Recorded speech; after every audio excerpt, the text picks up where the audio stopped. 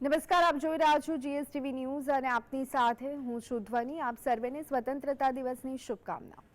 મુખ્યમંત્રી ભૂપેન્દ્ર પટેલે 78માં સ્વતંત્રતા દિવસની ઉજવણી નડિયાદમાં તિરંગો લહેરાવીને કરી હતી। નડિયાદના પરેડ ગ્રાઉન્ડમાં લાખોની સંખ્યામાં લોકો આ હર્ષના પર્વમાં જોડાયા હતા।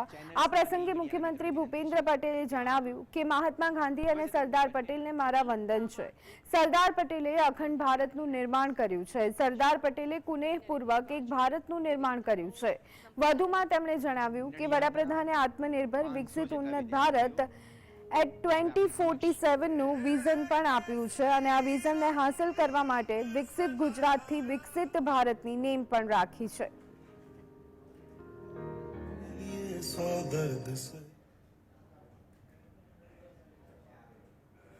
રાજ્યની યુવા શક્તિના ઇનોવેશનને પ્રોત્સાહન આપવા સ્ટાર્ટઅપ ઇકોસિસ્ટમ વિકસાવી છે।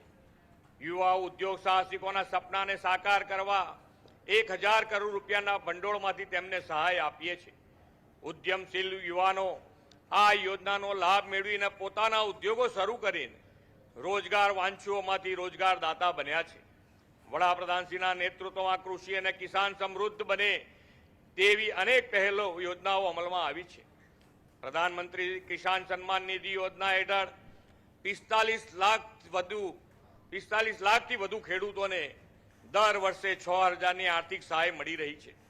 રાજ્યમાં પ્રાકૃતિક ખેતીને મોટા પાયે પ્રોત્સાહન આપીને વડાપ્રધાનશ્રીએ બેક ટુ બેઝિકનો મંત્ર